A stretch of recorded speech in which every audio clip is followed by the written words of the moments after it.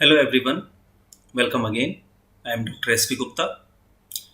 Module 5 complex variable part 2 में आज का हमारा टॉपिक है Cauchy integral formula. Most important topic है ये। सभी केयरफुली इस वीडियो को ध्यान से समझें, क्योंकि इससे प्रीवियस वीडियो ने कुछ पार्ट आपको समझाया कि लाइन इंटीग्रल का एक शॉर्टकट फॉर्म है through poles, through circle, direct result find करना 0। तो एक बार पिछले टॉपिक का कोची गॉर्सेट थ्योरम का कुछ पार्ट मैं आपको हिंट बेसिस पर समझाऊं, so that Cauchy integral formula तुम्हारी समझ में आ जाए। तो बस एक रिवीजन मोड में मैं पिछले टॉपिक को मैं रिवाइज कर रहा हूं। पिछले टॉपिक का नाम था कोची गॉर्सेट थ्योरम, और मैंने आपसे कहा इसको कोची इंटीग्रल थ्योरम भी कहा जाता है। कोची इंटीग्रल थ्योरम का स्टेटमेंट है integral over C F Z D Z equals to 0। यानी इंटीग्रल की वैल्यू, लाइन इंटीग्रल की वैल्यू सीधे रिजल्ट 0 है। कब? जब एफ जेड एनालिटिक है और एफ डैश जेड कंटिन्यूअस है every point inside the contour. लेकिन जब सॉल्व करने पर आए सवाल, तो वहां मैंने आपसे कहा कि एक सर्किल होगा आपको न्यूमेरिकल में गिवन, उस सर्किल पर फिगर बनाइए और जो इंटीग्रल में फंक्शन है उस फंक्शन से पोल्स निकालिए। पोल्स कैसे निकलते हैं? Equate to 0 the denominator term of the function, वहां से पोल्स निकलेंगे और फिर इस पोल की वैल्यू को उस स्केच पर जो आपने सर्किल पर बनाया है उस स्केच पर प्लेस कीजिए और चेक कीजिए कि ये जो z की वैल्यू निकल कर आई है पोल्स में, ये उस सर्किल की बाउंड्री या उस सर्किल के अंदर है या नहीं। अगर वो उस सर्किल से बाहर है तो उस इंटीग्रल का रिजल्ट कोची गॉर्सेट थ्योरम से 0 होगा। लेकिन एक दूसरा पॉइंट भी तो क्रिएट हुआ कि अगर वो पोल उस सर्किल की बाउंड्री पर या उस सर्किल के अंदर है तो तब क्या होगा? तो मैंने लास्ट वीडियो में आपसे बस इतना कहा कि अगर वो इसके अंदर या बाउंड्री पर है तो इसकी रिजल्ट वैल्यू आएगी, यानी इंटीग्रल सॉल्व होकर 0 नहीं होगा, उसकी रिजल्ट वैल्यू आएगी। तो अब वो रिजल्ट वैल्यू हम किस टॉपिक से निकाल रहे हैं, उसके लिए ये वीडियो बनी है, जिसमें टॉपिक मैंने पिक किया है कोची इंटीग्रल फॉर्मूला। यानी वो जितने भी सवाल ऐसे हुए जिसमें पोल्स इनसाइड द सर्किल होगा या ऑन द सर्किल होगा, वो न्यूमेरिकल इससे सॉल्व करेंगे। तो लाइन इंटीग्रल जो एक लेंथी प्रोसेस था, उस लेंथी प्रोसेस से हटकर फिर आप शॉर्टकट फॉर्म में आ गए, जिनमें से आपने बस पोल्स के अकॉर्डिंग सॉल्व कर रहे हैं कि पोल्स अगर उस सर्किल के बाहर है तो गॉर्सेट लगाऊंगा, और अगर पोल्स सर्किल के अंदर या बाउंड्री पर है तो कोची इंटीग्रल फॉर्मूला लगाऊंगा और उस इंटीग्रल का रिजल्ट डायरेक्ट फाइंड करूंगा। तो पिछली समरी के साथ अब मैं इस टॉपिक पर आ रहा हूं, मैं ये समझाते हुए कि कोची इंटीग्रल फॉर्मूला उन न्यूमेरिकल्स के लिए है जिनमें पोल्स इनसाइड या ऑन द सर्किल होते हैं। तो क्या है अब इसकी समरी, इसको समझिए अब आप। If f z is analytic within and on a close curve c, and if a is any point with in c. अब ये देखिए, ए कोई ऐसा पॉइंट है जो सी के अंदर है, with in C, then F A equals to 1/2 pi I integral over C F Z upon Z minus A D Z. ये जो फॉर्मूला है, this formula is called Cauchy integral formula, right. Cauchy integral formula इसको बोलते हैं, F A equals to 1/2 pi I integral over C F Z upon Z minus A into D Z. तो यहां मैंने अब कुछ नोटेड बातें मैंने इसमें लिखी हैं स्टार बना के। To solve the numerical using Cauchy integral formula, क्या करना है? वी टेक ये जो इंटीग्रल फॉर्म है, इस इंटीग्रल फॉर्म में इंटीग्रल को तो रखो, बाकी टर्म को एक साइड ले जाओ। तो integral over C F Z upon Z minus A D Z, ये बराबर आया 2 pi i F A. 2 pi आई की मल्टीप्लाई होगी, क्रॉस मल्टीप्लाई कर दी। इस एफ ए का मतलब क्या है? एफ ए का मतलब है f z at z equals to a. तभी तो एफ ए आया कि फंक्शन में, यानी एफ जेड का जो फंक्शन है उसमें जेड बराबर ए रख दें तो आपको मिल जाएगा एफ ए। अब ये ए क्या है? ये z बराबर ए। तो where A is the pole, which lies in the given circle. Numerical में जो भी सर्किल दिया जाएगा उसके अंदर वो पोल लाई कर रहा होगा, तो जो पोल लाई कर रहा है वो है ए। ठीक, and pole can be find by the formation क्या है, equating to zero the denominator term of the function, उससे आप पोल्स निकाल लेते हैं। तो ये प्रोसेस तो लगाएंगे आप कोची इंटीग्रल फॉर्मूले में जिसमें ए इनसाइड द सर्किल होगा, लेकिन इन कोची गॉर्सेट थ्योरम जो यहां मैंने ब्रेसिस में बंद किया है, कोची गॉर्सेट थ्योरम में क्या था कि पोल ए जो है वो लाई नहीं कर रहा था गिवन सर्किल में, वो उसके आउटसाइड था जितने भी आपने सवाल सॉल्व किए। तो जब आउटसाइड था तो आउटसाइड की कंडीशन में यूजिंग दैट थ्योरम, गॉर्सेट थ्योरम के यूज से आपने उस इंटीग्रल का रिजल्ट डायरेक्ट जीरो लिखा। लेकिन इंटीग्रल फॉर्मूले में ये बराबर होगा 2 pi i f z at z equals to a, इसके बराबर होगा। तो जब हम इसको सॉल्व करने पर आए तो सॉल्व करने पर हमें तीन तरह की फॉर्म दिखी, यानी पोल्स जो हैं न्यूमेरिकल में डिफाइन हुए तीन तरह की फॉर्म्स को क्रिएट करते हैं। एक जिसमें ऑर्डर 1 मिले जिसको सिंपल पोल भी बोलते हैं, दूसरा जिसमें ऑर्डर 2 मिले पोल का, और तीसरा जिसमें पोल का ऑर्डर 3 मिले। ये हमने न्यूमेरिकल सॉल्व करते में एनालाइज किया कि किसी सवाल में ऑर्डर 1 है, किसी सवाल में ऑर्डर 2 है, किसी सवाल में ऑर्डर 3 है। ऑर्डर 1 वाले को सिंपल पोल बोलते हैं।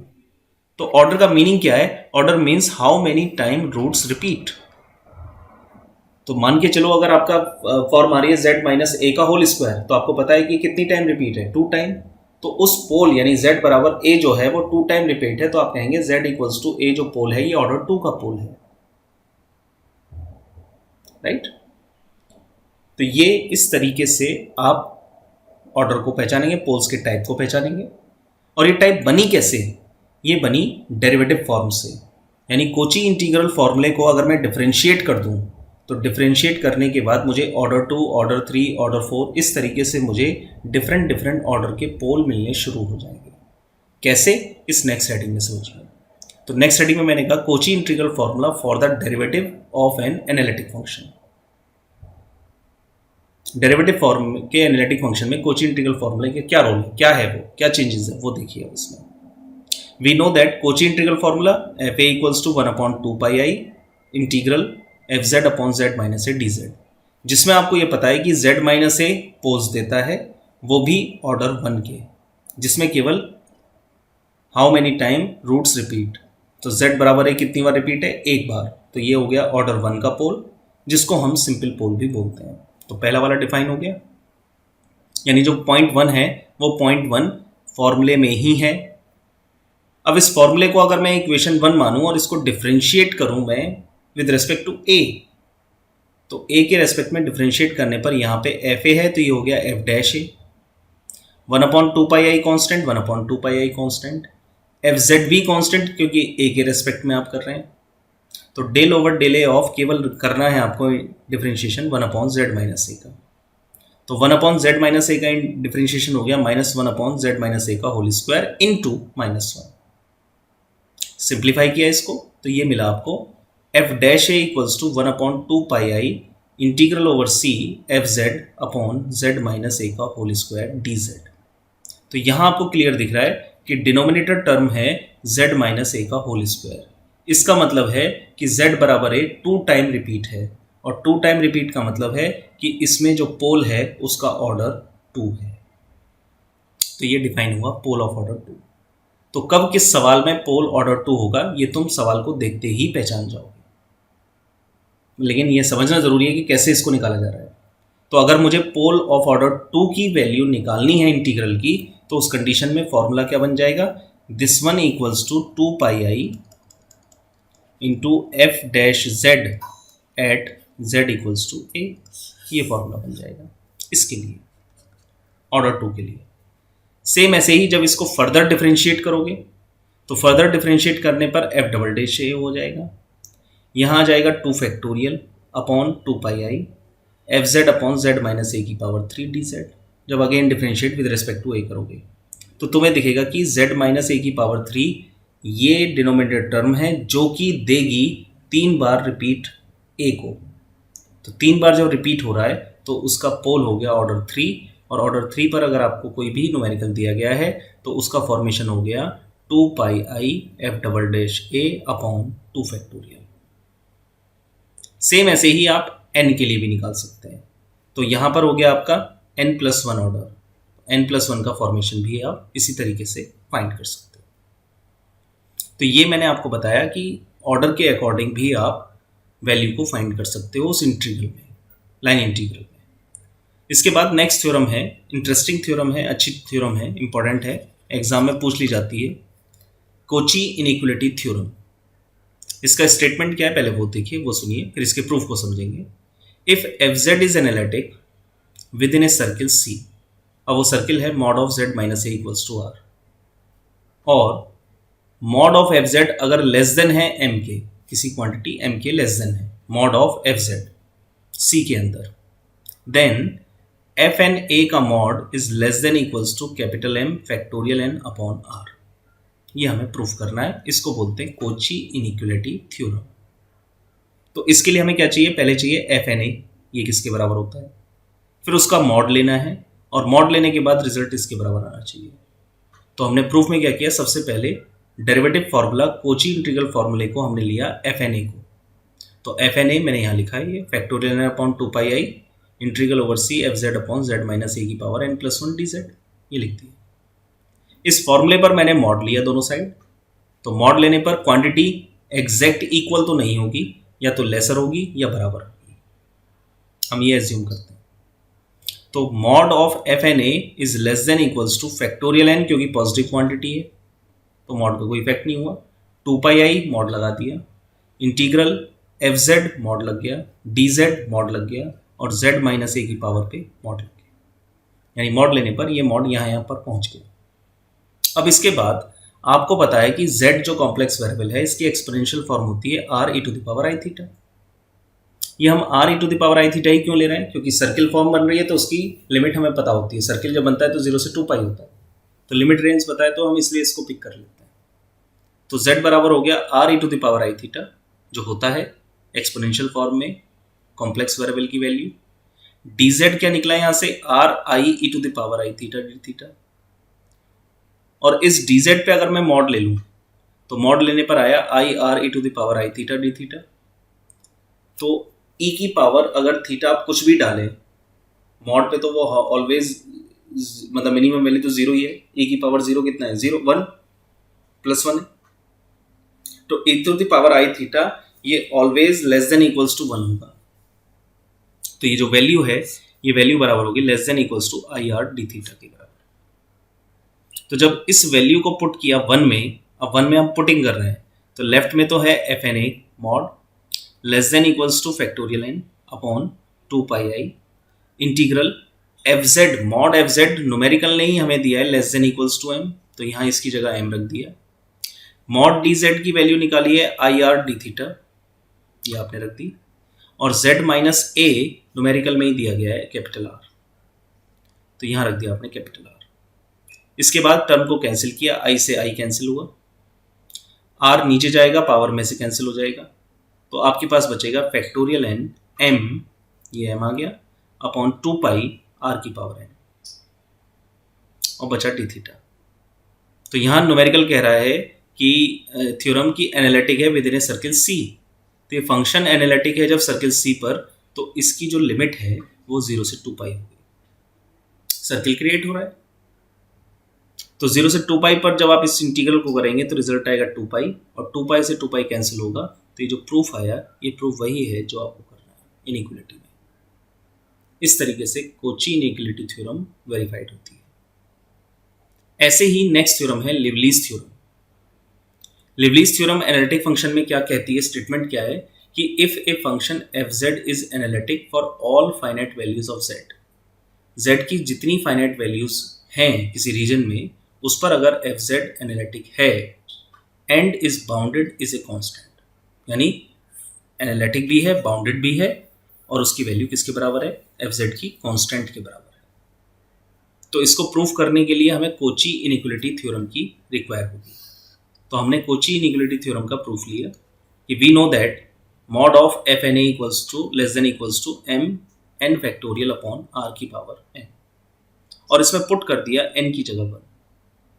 तो जैसे ही n की जगह 1 पुट करेंगे तो आएगा f डैश ए यानी f1 ए या f dash A less than equals to m upon 1 factorial 1 होता है r। तो ये रिलेशन आपको ये बता रहा है कि जैसे जैसे r की वैल्यू को बढ़ाते चले जाओगे यानी r tending to infinity, r को इंफिनिटी की तरफ लेके चले जाओगे तो उस कंडीशन में f डैश a की वैल्यू 0 आ जाएगी। और f डैश a का मतलब क्या है, z इक्वल्स टू a यानी f डैश z की वैल्यू 0 हो जाएगी। और जब f डैश z की वैल्यू हो जाएगी तो इसको जब आप डिफरेंशिएट करेंगे, राइट, तो डिफरेंशिएट करने पर आपको क्या मिलेगा, fz।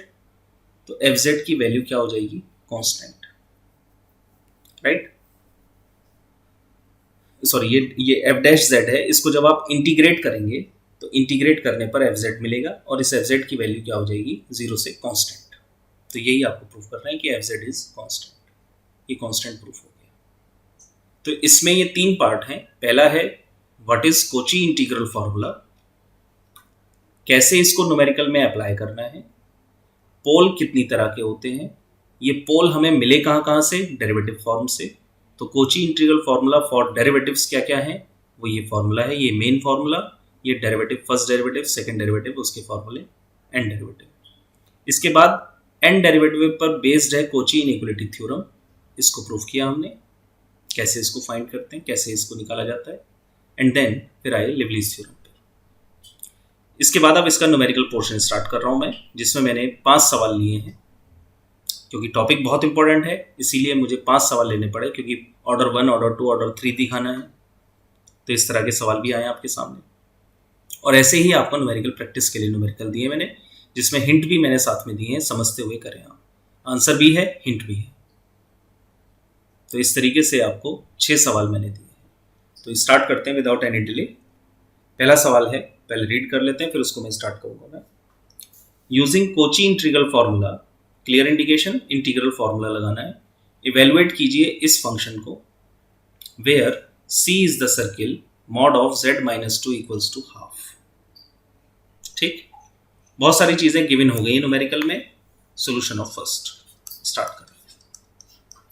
तो सबसे पहले हम जब देखें इसमें कि इसमें पोल्स क्या है, तो हियर द पोल्स आर, कैसे मिलेंगे, equate to 0 the denominator term.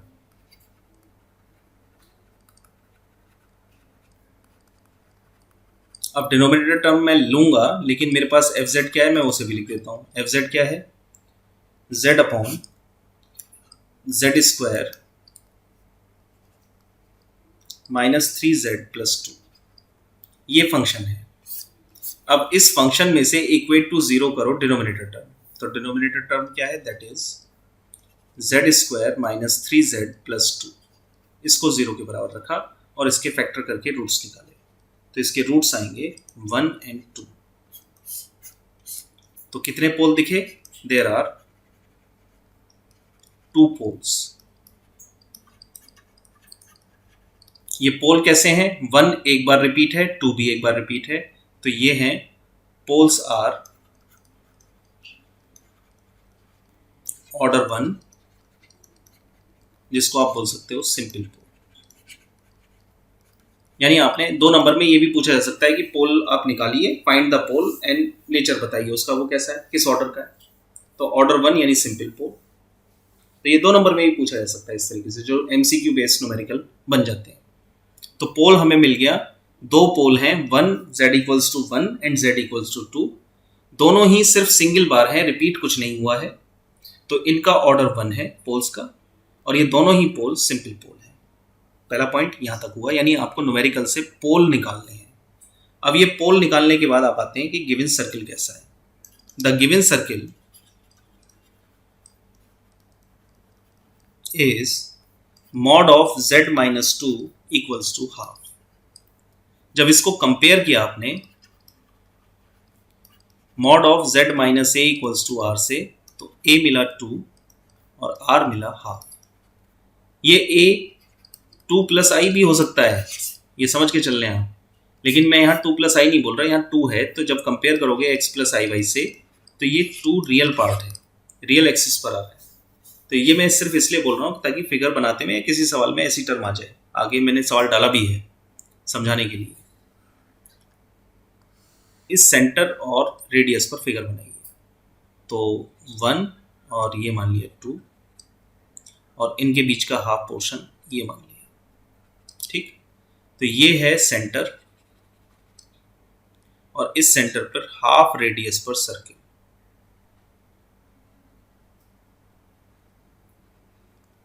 ठीक। ये इसकी हाफ रेडियस होगी, इस पर ये सर्किल बन गया, ये एक्स एक्सिस है। उसके बाद आपने इस पोल को देखा, तो z बराबर 1 का मतलब है रियल एक्सिस पे 1, ये है पहला पोल z इक्वल्स टू 1। फिर दूसरा पोल है z इक्वल्स टू 2, यानी यहां ये है दूसरा पोल z इक्वल्स टू 2। तो क्लियरली तुम्हें दिख रहा है फिगर से कि इन दोनों में से सिर्फ z इक्वल्स टू 2 है जो इनसाइड द सर्किल है और z equals to 1 outside the circle है। तो जो भी आउटसाइड द सर्किल है उस पर इंटीग्रल की रिजल्ट वैल्यू क्या है, 0। किससे, कॉची-गुरसैट थ्योरम से। तो मुझे 1 नहीं निकालना, उसका रिजल्ट 0 है। जो लाई कर रहा है अंदर सिर्फ उसको पिक करना है। तो पॉइंट याद रहेगा, सिंपल पोल है, 2 इनसाइड द सर्किल हुआ है। तो मैंने इसको लिखा, there is only one pole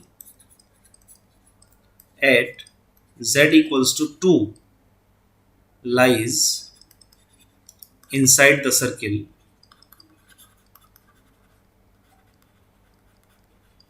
और वो सर्किल है mod of z minus 2 equals to half।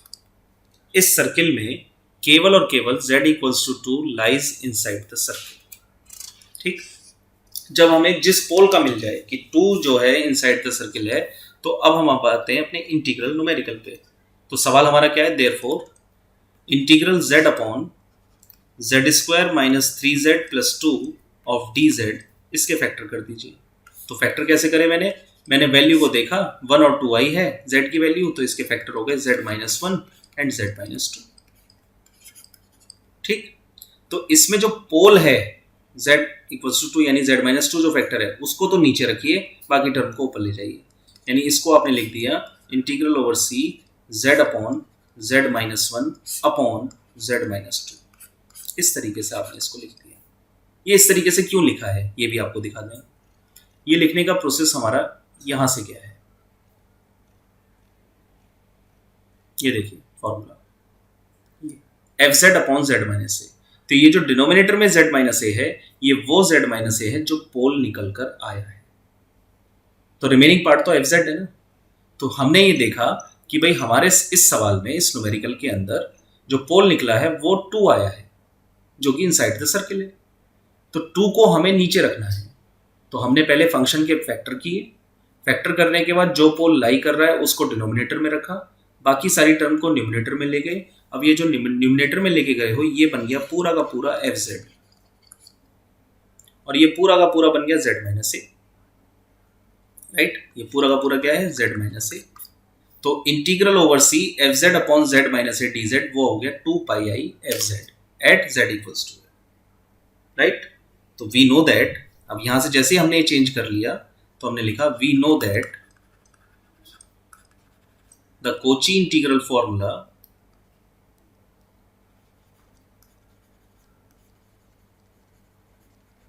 Kochi integral formula F A is equal to 1 upon 2 pi I integral over C F Z upon Z minus A D Z, ये formula है, ठीक। तो यहां से F Z upon Z minus A D Z ये बराबर आ गया 2 pi i F A. अब यहां अपना सवाल डालिए लेफ्ट साइड में। तो लेफ्ट साइड में न्यूमेरिकल है सी एफ जेड कितना है, एफ जेड है Z upon Z minus 1 upon Z minus 2 D Z. तो अपने आप देख लीजिए, ये तो पूरा है एफ जेड और ये है a, this one is a. तो आंसर हो गया इसका 2 pi i f z at z equals to 2, तो इसमें 2 डाल दीजिए, तो 2 pi i into 2 upon 2 minus 1 that is 4 pi i. तो इस इंटीग्रल का रिजल्ट डायरेक्ट आपने कोची इंटीग्रल फॉर्मूले से ये फाइंड कर दिया। तो सोचिए ना ग्राफ बनाने की जरूरत पड़ी, ना उसको स्प्लिट करने की जरूरत पड़ी, ना अलग अलग रीजन पे जाकर आपने इंटीग्रल निकाला, ना उनको ऐड किया। सीधा क्या किया आपने कि जो भी पहले फॉर्म फंक्शन दिया गया उसके पोल्स निकाले, फिर गिवन सर्किल पर फिगर बनाया और ये चेक किया कौन सा पोल इनसाइड द सर्किल है। अब मान लीजिए दोनों पोल इसमें आते हैं अंदर, तो जब दोनों पोल आते तो आपके दोनों फैक्टर होते, तो एक बार क्या करते हैं z माइनस ए को नीचे रखते, z माइनस 2 को ऊपर ले जाते और p1 निकाल देते। फिर दूसरा पार्ट जो अभी मैंने निकाला है इससे p2 निकालते और p1 और p2 को जोड़ देते, तो कंप्लीट इंटीग्रल का रिजल्ट आ जाता है p1 प्लस p2 करके। तो अगर सारे लाई कर रहे हैं अंदर तो ऐसे करेंगे सम करते हुए, और अगर कोई सा एक लाई कर रहा है तो आप सिर्फ उसको निकालेंगे जो लाई कर रहा है, जो आउटसाइड है उसका रिजल्ट आप जानते हैं बाय कोची-गॉर्सेट थ्योरम से। तो होपफुली ये पहला सवाल आपकी समझ में आया होगा कैसे करना है, और प्रैक्टिस करने के लिए मैं दूसरे पर लेकर चल रहा हूं आपको। न्यूमेरिकल नंबर 2 है using Cauchy integral formula to calculate, ये फंक्शन इंटीग्रल की फॉर्म में है, और C's the circle mod z equals to half. ठीक, तो पहले मुझे क्या करना है, पहले मुझे पोल्स निकालने हैं। तो सोल्यूशन ऑफ 2 के लिए मैंने लिखा सोल्यूशन ऑफ 2। फंक्शन पहले लिख लेते हैं।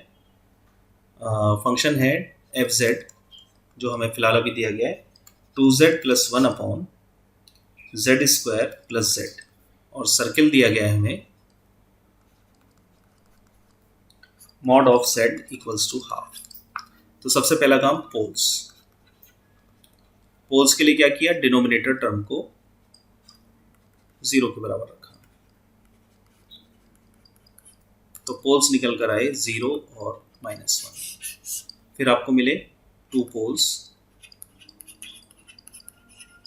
एंड पोल्स आर ऑर्डर 1, दोनों ही ऑर्डर 1 है, जिसको बोलते हैं सिंपल पोल। कोई भी रिपीट नहीं हो रहा है तो सिंपल पोल। तो सिंपल पोल ये निकल चुका है। अब आपका काम है सर्किल का। Given circle is mod z equals to half, इसको कंपेयर किया mod z minus A equals to are से, a बराबर मिला 0, r बराबर मिला हाफ। तो कहने का मतलब है 0 0 सेंटर है,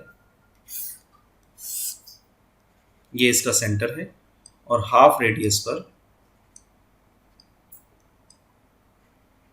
सर्किल ड्रॉ कर दिया, ये हो गई हाफ। और जो पोल्स निकाले हैं उनको चेक किया, तो एक पोल है z बराबर 0, यानी दिस z बराबर 0, ये पोल लाई कर रहा है, और दूसरा है z बराबर -1, तो हाफ और हाफ, ये है z इक्वल्स टू -1। तो z इक्वल्स टू -1 तो आउटसाइड द सर्किल है, केवल इनसाइड द सर्किल है z बराबर 0। तो क्लियर पता लग गया आपको इतनी बात। तो जैसे ये पता लगती है तो आपने लिख दिया there is only one pole, there is only one pole, और वो क्या है, z equals to 0 lies inside the circle, inside the circle. Circle है mod z equals to half by Cauchy integral formula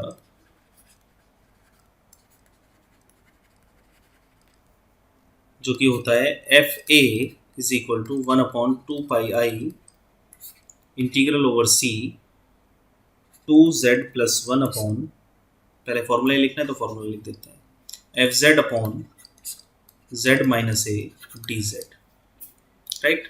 तो यहाँ से F Z upon z minus A D Z, ये बराबर हो गया 2 pi i f z at z equals to a. तो अब यहाँ पर न्यूमेरिकल को डाला हमने, तो न्यूमेरिकल है अब एफ जेड है 2z plus 1 upon z minus a, अभी की टर्म नहीं है मेरे पास, सवाल है z स्क्वायर प्लस z। मैं पहले इसको ऐसे लिख रहा हूँ, ये बराबर हुआ integral over c 2z plus 1 upon z common z+1। ठीक, क्योंकि z बराबर 0 पोल आया है तो z को तो नीचे रखेंगे, बाकी टर्म को ऊपर ले जाएंगे, तो ये कन्वर्ट हो गया 2z+1 अपॉन z+1, ये तो ऊपर है, नीचे पहुंच गया z dz। और इसको जब आपने इस फॉर्मेशन से कंपेयर किया तो ये आपको आया 2πi fz 2z+1 upon z+1 at z equals to poles है 0। तो जैसे इसमें z बराबर 0 पुट करेंगे तो आंसर इज 2πi, ये इसका आंसर। तो आप देखिए पहले को मैंने कितना टाइम लिया और दूसरे में मैंने कितना टाइम लिया, और श्रिंक होता चला जा रहा है। जैसे जैसे टॉपिक को समझोगे वैसे वैसे श्रिंक होता चला जाएगा फॉर्म। तो ये लाइन इंटीग्रल से कितना आसान हुआ निकालना। तीसरे सवाल पर आए, कोची इंटीग्रल फॉर्मूला लगाना है dz upon z, z plus pi I, C's the circle z plus 3i equals to 1। अब ये जानबूझकर मैंने सर्किल ऐसा लिया है z plus 3i, so that कि आप इस तरह के फॉर्म के सर्किल को भी बना पाए, क्योंकि अब तक तो आप देख रहे थे कि z बराबर 10, z-1, z+2 real axis values थी। इस बार आपको इसमें दिख रही है इमेजनरी एक्सिस वैल्यूज। तो कैसे इसको सॉल्व करेंगे, अब थर्ड को देखिए, सॉल्यूशन ऑफ 3।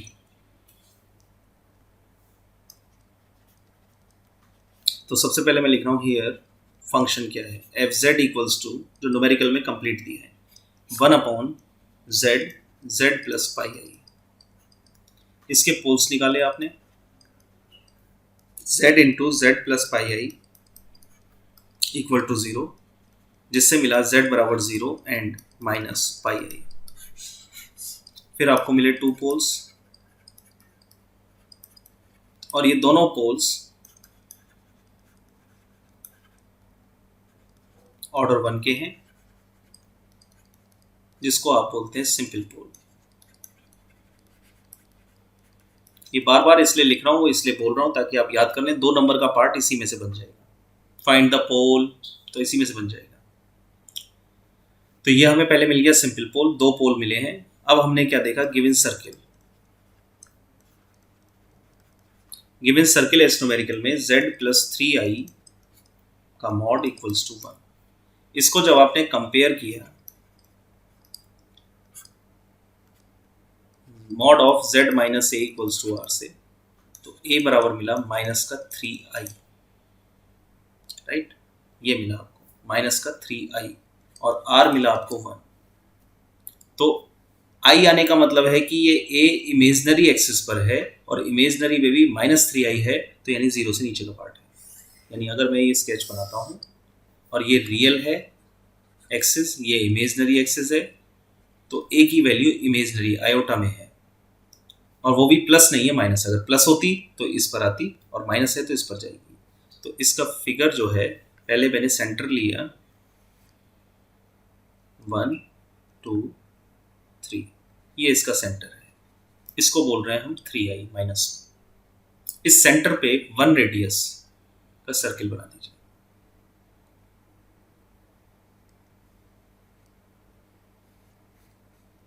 ठीक, गोल गोल सर्किल बना दीजिएगा। ये तो ये तो है माइनस का 3i, a equals to minus 3i, और ये जो रेडियस है ये पूरी है आपकी 1 रेडियस है, r इज 1। सर्किल बन गया। अब आपने देखा कि जो आपके पोल्स हैं, एक है 0 यहां पर है, जो कि आउटसाइड द सर्किल है।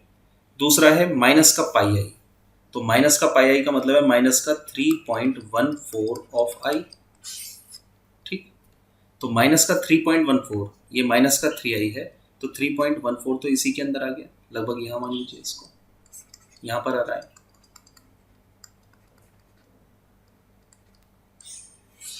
तो क्लियरली दिख गया कि z इक्वल्स टू माइनस जो पाई आई है, ये इनसाइड द सर्किल है। तो आपने लिखा clearly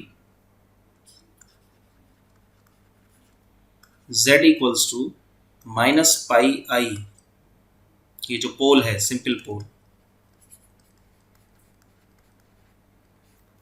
lies inside the circle, और सर्किल है mod of z plus 3i is equal to 1। तो ये ध्यान रखना कि ये 3i अगर अंदर आयोटा आ रहा है a पे, तो बस इतना ध्यान रखना कि a में अगर i नहीं है तो वो रियल एक्सिस पे पॉइंट है, और ए में अगर आई है तो वो इमेजनरी एक्सिस पर पॉइंट है। तो ये हमने इमेजनरी एक्सिस पर इस सर्कल को निकाला माइनस पाई आई करके। तो यहाँ से हमें जो है ये पता लग गया कि Cauchy formula by using Cauchy integral formula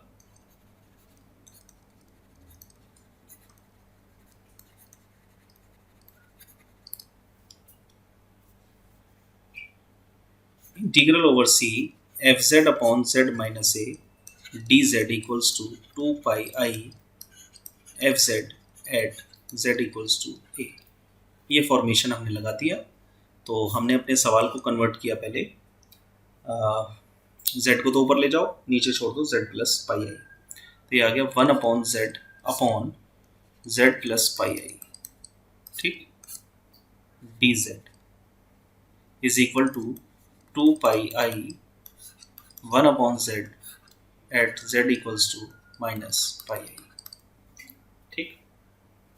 इस वैल्यू को डाल देंगे इसमें तो ये आ जाएगा 2 पाई आई अपॉन माइनस का पाई आई। ये कैंसिल हुआ, आंसर आ गया -2। ये लीजिए। तो इस तरीके से आपने इस तीसरे सवाल को भी सॉल्व किया। अब आप आते हैं फोर्थ न्यूमेरिकल पर। फोर्थ न्यूमेरिकल है, इवेलुएट करो इसको। इसमें क्लियर देख रहे हैं, पोल्स जब निकालेंगे तो -1 दो बार रिपीट है। यहाँ भले ही सिंपल पोल है लेकिन ये 2 बार रिपीट है। Where C is the circle mod Z equals to 10। C is the circle mod Z equals to 10। तो यहाँ पे मैंने 2 टाइम रिपीट वाले सवाल लेने शुरू कर दिए। तो चौथा पांचवा क्या है, 2 टाइम रिपीट, जी यानी ऑर्डर 2 और ऑर्डर 3, इस तरह का सवाल है। तो फोर्थ न्यूमेरिकल हम सॉल्व कर रहे हैं अब। सोल्यूशन ऑफ फोर्थ,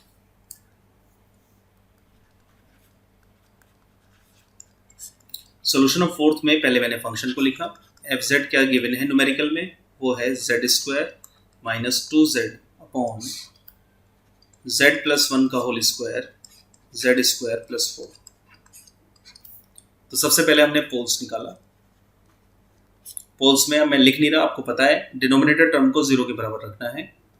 तो z प्लस 1 का whole square z square plus 4 is equal to 0।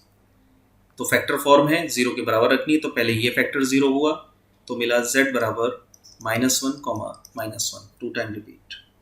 उसके बाद जब आप इसको सॉल्व करेंगे तो रफली दिखा देता हूँ आपको, z square plus 4 equals to 0, z square equals to -4, z square equals to 4i square, therefore z equals to ±2i। तो यहाँ से मिला +2i और -2i। तो ये 4 वैल्यूज पोल्स की निकल कर आई। कितने पोल्स हैं ये? 4 पोल्स।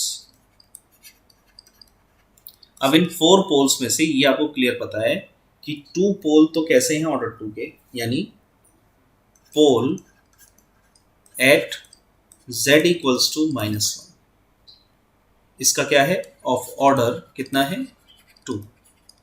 ये 2 पोल तो ऐसे हैं जो कि z बराबर -1 है और 2 टाइम रिपीट है, तो ऑर्डर 2 के पोल हैं ये। और उसके अलावा and pole at z equals to +2i, ये कैसा है, ऑर्डर 1, यानी सिंपल। सेम ऐसे ही pole at z equals to -2i, ये भी कैसा है, ऑर्डर 1, सिंपल पोल। ये मैं क्यों लिख रहा हूँ, इसका रीजन मैंने आपको पहले बता दिया कि 2 नंबर के लिए भी, प्लस ये भी तो पता है ना कि फॉर्मूला कौन सा लगना है।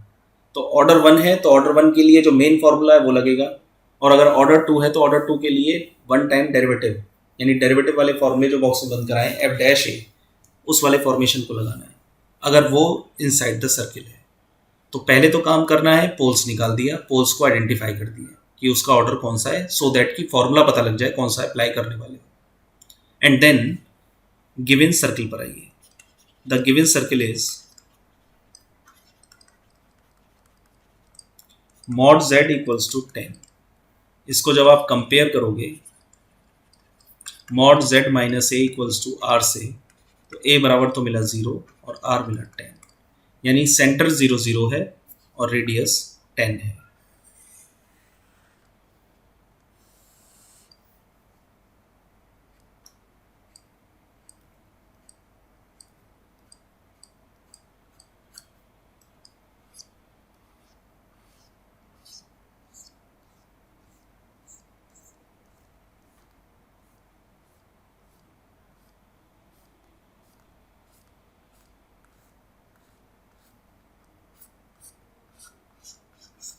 ये मान लीजिए आर रेडियस पर ये सेंटर है इसका, ये 10 मैंने पॉइंट लेके 10 रेडियस पर मैंने सर्किल खींच दिया, ठीक, यहाँ 10 है।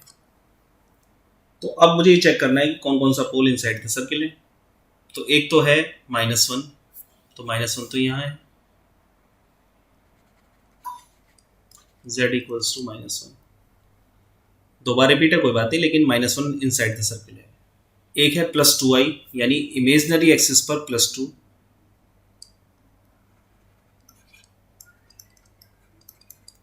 और दूसरा है -2i। तो कहने का मतलब ये सारे के सारे पोल इनसाइड द सर्किल है। डन। तो जब इनसाइड द सर्किल है ये, तो जो गिवन इंटीग्रल जो दिया गया जो हमें निकालना है, यानी इंटीग्रल ओवर सी z² - 2z अपॉन z+1 का होल स्क्वायर z² + 4 dz, ये बराबर होगा i1 + i2 + i3। तीन फॉर्म आ गए, यानी i1 किसके लिए, i2 किसके लिए, i3 किसके लिए। तो वो यहाँ से समझ में तुम्हारा आ जाएगा कि i1 है ऑर्डर 2 के लिए, i2 है ऑर्डर 1 के लिए z बराबर 2i, और i3 है ऑर्डर 1 के लिए z इक्वल्स टू -2i। तो पहले तो मैंने ये लिख दिया कि here all the poles lies inside the circle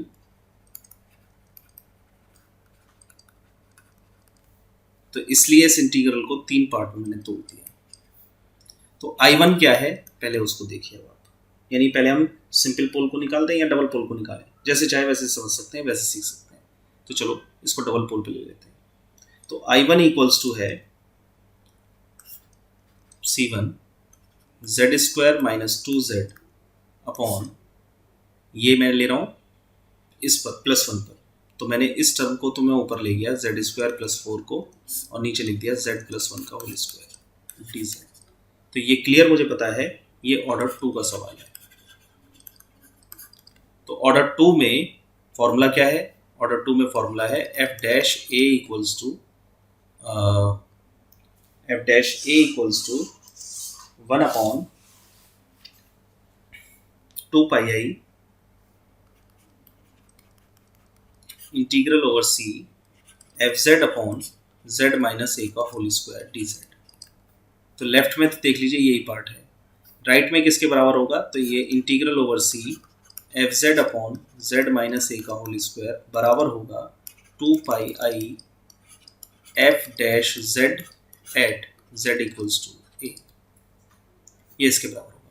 तो इसका रिजल्ट मिला मुझे 2πi इंटू fz कितना है, यानी d/dz of z² - 2z upon z² + 4, right, ये बन गया f', और इसकी value at z equals to -1 पर उस पोल, ठीक। तो अब आपने इसको डिफरेंशिएट किया, 2πi जब डिफरेंशिएट करेंगे तो न्यूमरेटर अपॉन डिनोमिनेटर चला, denominator as it is, numerator का differentiation 2z - 2 minus numerator as it is, denominator का किया तो आया 2z, z equals to -1। Value रखिए, सॉल्व कीजिए, इसका आंसर आएगा आपका 2πi इंटू -20 + 6 अपॉन 25, तो ये आया आपका -28πi अपॉन 25, ये है I1, ऐसे मान लीजिए, ठीक। अब आइए I2 पर। I2 के लिए क्या किया मैंने, इंटीग्रल ओवर c, इसको c2 मान लिया इस बार, फंक्शन है मेरे पास z² - 2z अपॉन z+1 का होल स्क्वायर, और इसको लिख दिया z+2i z - 2i, ठीक, dz। इसको मैंने ऐसे लिख दिया। अब ऐसे लिखने के बाद मैंने देखा कि दूसरा पोल क्या है, +2i है, तो +2i का मतलब है कि मुझे z माइनस 2i नीचे रखना है, बाकी सबको ऊपर ले जाना है। तो मैंने इसको कन्वर्ट किया, integral C2 z square minus 2z upon z plus 1 का whole square z plus 2i whole upon z minus 2i। ये फॉर्म कन्वर्ट हो गई सिंपल पोल की। ये लिख देता हूँ यहाँ पे, ये ऑर्डर 1 है यानी सिंपल पोल, और सिंपल पोल का वही फॉर्मेशन है सिंपल वाला, उसको आपने अप्लाई कर दिया। तो ये बराबर हुआ 2 pi i f z z square minus 2z upon z plus 1 का whole square z plus 2i at z equals to 2i। इस पर निकाल दीजिए इसको। तो ये बना 2 पाई आई, 2i रख देंगे तो क्या आएगा 4i स्क्वायर यानी minus 4i upon 2i plus 1 का होल स्क्वायर और 4i। ठीक, इसको आप सिंप्लीफाई करें तो सिंप्लीफाई करके इसका आंसर आ रहा है, मैं आंसर लिख रहा हूँ मैं 2 pi i 1 plus i upon 4 plus 3i। ये निकल कर आया I2। सेम इसी फॉर्म में ही आप I3 निकालेंगे, यानी तीसरा पार्ट I3 के लिए हमने क्या किया, तीसरा कर्व लिया, फंक्शन है z square minus 2z upon z plus 1 का होल स्क्वायर, और इस बार z माइनस 2i को ऊपर लेकर गए, राइट, और नीचे छोड़ा आपने z प्लस 2i, यानी जो रूट नेगेटिव वैल्यू दे रहा है उसको नीचे छोड़ दिया dz। तो ये बराबर किसके है 2 pi i bracket z square minus 2z upon z plus 1 का whole square z minus 2i, और इसमें z की वैल्यू इस बार क्या है, तीसरा पोल माइनस का 2i।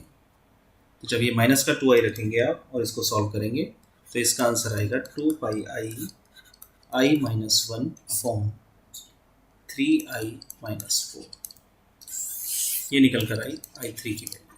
तो I1 निकल गया, I2 निकल गया, I3 निकल गया। Therefore I1 plus I2 plus I3, इसका रिजल्ट आपको मिलेगा किसका, integral over C z square minus 2z upon z plus 1 का whole square z square plus 4 dz। तो इसका आंसर आ गया minus 28 pi i upon 25 plus 2 pi i in bracket 1 plus i upon 4 plus 3i plus 2 pi i 1 minus i minus 1 upon 3i minus 4, right. अब इसको तुम्हें solve करना है, simplify करना है, कॉमन लीजिए, सिंप्लीफाई करिए, इसका आंसर है 0। यहाँ तक अपने आप पहुँचेगा, इन तीनों को मल्टीप्लाई करके जोड़ना है एलसीएम ले के, और तब इसका आंसर निकलेगा इतना 0। तो ये था न्यूमेरिकल नंबर 4, इस तरीके से आपने निकाला। तो एक वो भी सवाल मैंने आपको करा दिया कि जिसके अंदर जितने भी पोल निकले वो पोल सारे के सारे इनसाइड द सर्किल हैं, तो उन सबको इंडिविजुअली पहले निकालिए अलग अलग और फिर सबको सम कर दीजिए। ये तरीका है। इस सवाल में एक मैंने रिपीटेड भी ले लिया है सो दैट कि आप रिपीटेड वाले फॉर्म भी समझें। और अब इसी क्रम में लास्ट न्यूमेरिकल हमारा बचा है नंबर 5, e की पावर z प्लस 1 का होल स्क्वायर dz। सर्किल ये दिया गया है। तो लास्ट न्यूमेरिकल नंबर 5,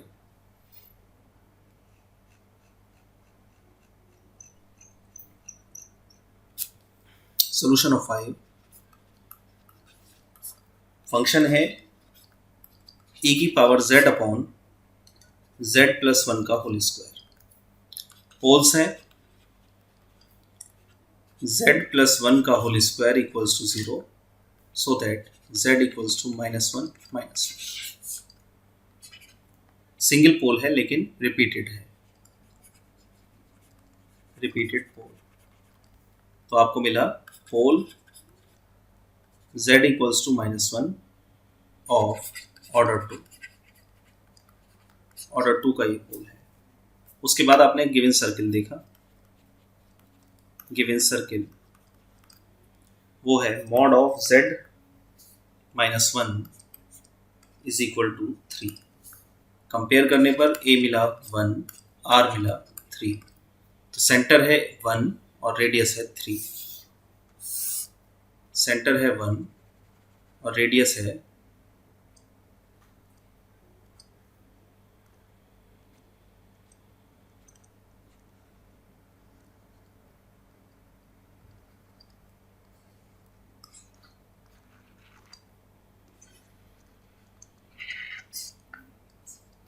राइट। ये सर्किल बन गया जिसमें ये सेंटर है और यहाँ से यहाँ तक ये 3 की डिस्टेंस है, रेडियस 3 है। इस पर आपने ये सर्किल बना दिया। अब ये सर्किल बनने के बाद आपने देखा आपका पॉइंट -1 लाई कर रहा है नहीं कर रहा है, तो आपने देखा यस ये रहा z equals to -1 lies inside the circle. Clearly z equals to -1 lies inside the circle.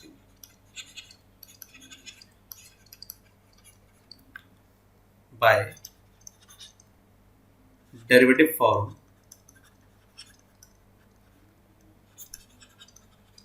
of Cauchy integral formula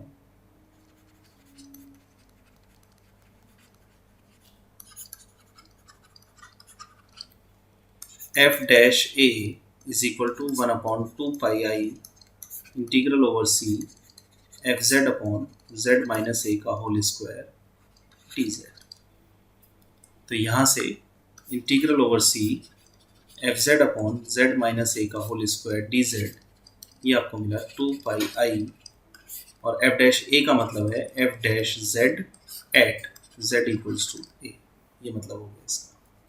तो आपने अब अपने न्यूमेरिकल को पिक किया। न्यूमेरिकल है e to the power z upon z plus 1 का होल स्क्वायर। ठीक, सीधे इससे कंपेयर है ये, तो एफ जेड मिल गया ई की पावर जेड, तो 2 pi i d over d z of e की power z at z equals to -1।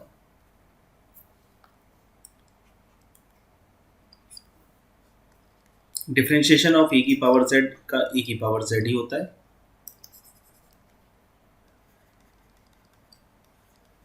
इस पर z इक्वल्स टू -1 डाला आपने, तो e की पावर आया -1। तो इसको आप ये भी लिख सकते हो 2 पाई आई अपॉन ई, ये इसका आंसर। तो आप देख सकते हैं कि रिपीटेड वाले भी न्यूमेरिकल भी हम इस तरीके से सॉल्व कर सकते हैं। तो एक इंटीग्रल को निकालना यानी लाइन इंटीग्रल को निकालना कितना आसान हो गया कोची इंटीग्रल फार्मूला और कोची गॉर्सेट थ्योरम से।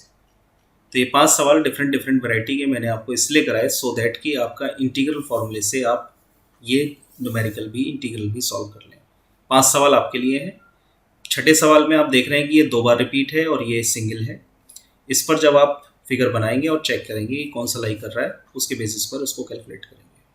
सेम ऐसे ही अगले सवाल में ये फंक्शन है और ये 3 बार रिपीट है, पोल्स 3 बार रिपीट है, और यहाँ पर सेंटर है पाई का मतलब है 3.14, तो 3.14 सेंटर है और 3.2 रेडियस पर आप सर्किल खींचें और देखें कि ये पोल लाई कर रहा है या नहीं कर रहा है। इसके बाद चौथे सवाल में z-1 z-2 है, तो 1 और 2 निकल कर आया सिंपल पोल, और इस पर देखेंगे कि वो कौन सा लाई कर रहा है, उसके बेसिस पर फाइंड करेंगे। यहाँ पर आपको फंक्शन एक है, 3 अलग अलग कंडीशंस हैं, सर्किल 3 अलग अलग हैं। इस सर्किल पे इसका क्या निकलेगा, इस सर्किल पे इसका क्या निकलेगा, इस सर्किल पे इसका क्या निकलेगा, तीनों के आंसर हैं। दूसरे सवाल में ये आपके पास पॉलिनोमियल फॉर्म है, इससे इसके पोल्स निकालें, और यहाँ लैंग्वेज में दिया गया है C is the unit circle with centre at the origin. तो इसका मतलब क्या है कि सेंटर तो ओरिजिन है तो z है, खाली a की वैल्यू 0 है तो मॉड z है, और यूनिट सर्किल है तो यानी रेडियस उसकी 1 है। तो इस सर्किल पर इसको फाइंड करना है, ये हिंट दे दिया। ऐसे ही अगले सवाल में where C is the circle ये दे दिया गया है, तो यहाँ से सर्किल की फॉर्म क्या बनी कि r है 2 और रेडियस है 2 और सेंटर है 0, तो ये बन गया। इसको चेंज कर दिया आपने मॉड z इक्वल्स टू 2 में, तो इससे आप ये बना सकते हैं। तो ये 5 सवाल आपके फॉर्मेशन के लिए, इसको सॉल्व कीजिएगा। अच्छा टॉपिक है, इंटरेस्टिंग टॉपिक है, इंपॉर्टेंट टॉपिक है। तो अब इन दोनों टॉपिक के बाद आप लोग लाइन इंटीग्रल के जितने भी सवाल हैं कॉम्प्लेक्स फंक्शन बेस्ड, उनको अब आप लाइन इंटीग्रल से ना करके अब आप कोची गॉर्सेट थ्योरम और कोची इंटीग्रल फार्मूला इनके बेसिस पर आप उसको सॉल्व कर सकते हैं। तो नेक्स्ट वीडियो में मिलेंगे नेक्स्ट टॉपिक टेलर सीरीज के साथ। Thank you.